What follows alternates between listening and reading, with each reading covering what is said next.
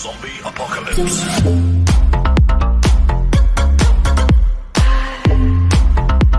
신창원 옥중 편지서. 희대의 탈옥수 신창원 53. 이 최근 교도소에서 심리학을 공부하고 있으며 조용히 속죄하겠다고 밝힌 옥중 편지 내용이 방송을 통해 공개됐다.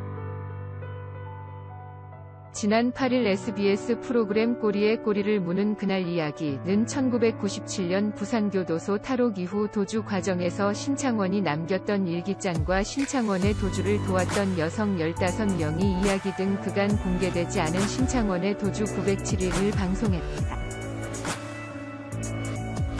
신창원은 강도살인치사죄로 무기징역을 선고받고 8년째 복역 중이던 1997년 부산교도소에서 탈옥했다. 교도소 내 노역 작업 중 얻은 작은 실톱날 조각으로 4개월간 하루 20분씩 톱질해서 화장실 쇠창살을 잘라내고 건물 외벽 환기통을 타고 내려가 신축 공사장에서 주운 밧줄로 교도소 담장을 넘어 탈출했다. 무려 907일간 전국 곳곳을 활보하며 4만 km를 도주한 신창원의 신출귀몰한 행적, 부잣집을 털어 가난한 사람을 돕는 특이한 행동은 전국적인 신드롬을 일으켰다. 신창원의 현상금은 대한민국 역사상 최고액 5천만 원, 그리고 최초로 신창원이 키우던 반려견까지 현상수배되기도 했다. 경찰이 그를 다시 잡기까지는 2년 6개월이 걸렸다. 이 기간 신창원이 도망 다닌 경로는 총 4만 km가량이라는 추계도 나왔다. 당시 체포 직전까지 갔다가 번번이 경찰을 따돌려 희대의 탈옥수라는 소리를 들었다. 범죄자로는 처음으로 인터넷 팬카페가 개설됐고 그가 부잣집에만 들어가 절도한다는 이야기가 퍼지며 의적이라고 칭송하는 사람들도 생겨났다. 신창원 신드롬은 전남 순천의 한 아파트에서 살던 신창원을 알아본 한 가스레인지 수리공의 신고로 끝났다. 체포될 때 그가 입었던 알록달록한 셔츠는 없어서 무팔 정도였다.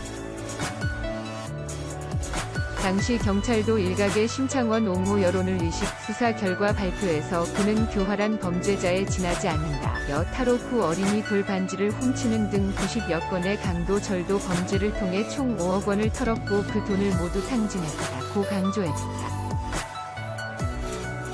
신창원은 최종심에서 징역 22년 6개월을 추가로 선고받았고 지금까지 독방에서 생활 중이다.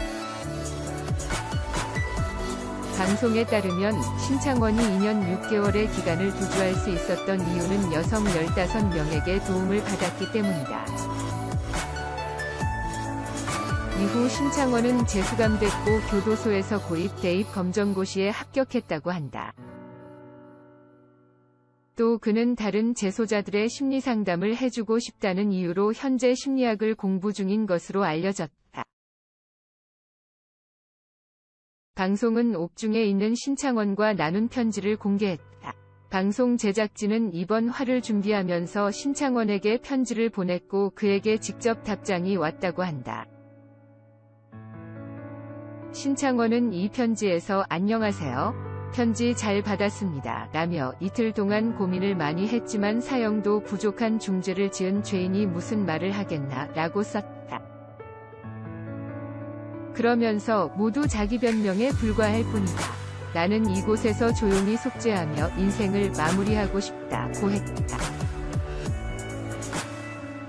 한편 신창원은 지난 2월 용변 볼 때도 방범 카메라에 노출되는 등 교도소에서 20년 이상 과도한 감시를 받고 있다며 국가인권위원회에 진정을 내기도 했다.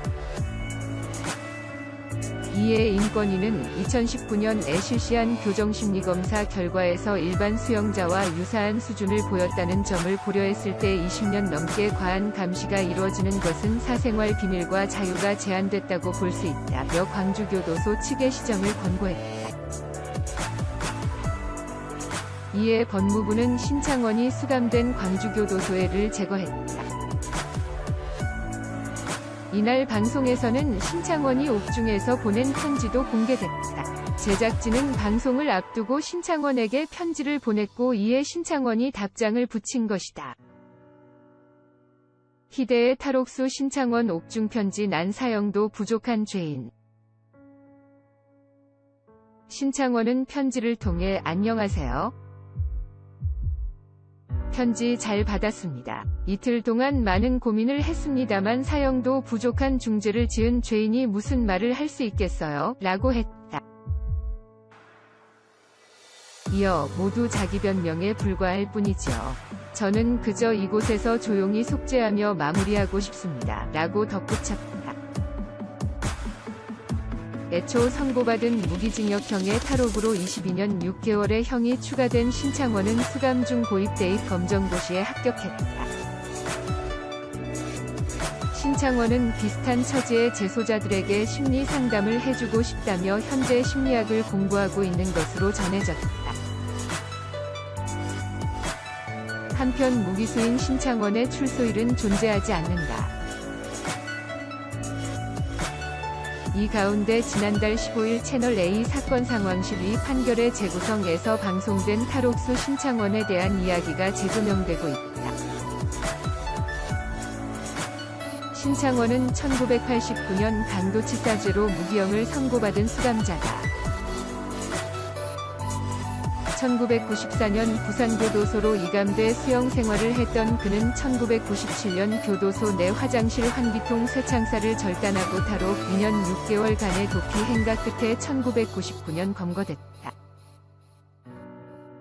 이후 22년 6개월 형을 추가로 선고받은 그는 2011년 자신의 독방에서 고무장갑을 이용해 극단적인 선택을 한 후 중태에 빠지기도 했다. 단순 절도만 해온 신창원은 무기징역을 받았다. 이와 관련 경찰 출신 김복준 한국범죄학연구소 연구위원은 소년원에서 만난 사람들과 문구점 운영하는 피해자의 강도 범죄를 벌였다며 그러던 중 주범이 피해자를 사망케 했다. 고의는 아니었고 치사죄였다고 설명했다. 신창원은 직접적으로 피해자의 사망에 연관된 것은 아니고 강도에 가담한 정도였다고. 그러나 당시 신창원은 도주 중 총상을 입고도 6개월이나 도망 다니는 등 다른 불리한 조건이 많아 무기징역이 선고된 것으로 보인다. 김 연구위원은 신창원은 나름대로 도주하면서 철칙이 있었다며 여성들을 유혹했던 것도 부부 행세를 해서 이용하려는 의도였고 외출할 때 반드시 안경과 가발을 썼다. 의장술이 뛰어났다고 전했다. 이어 또 장소 선정에 신중했다. 언제든지 도주할 수 있도록 뛰어내리기 용이한 2층을 선호했다며 식당에서 음식을 먹을 때도 창가 자리에 앉았다고 한다.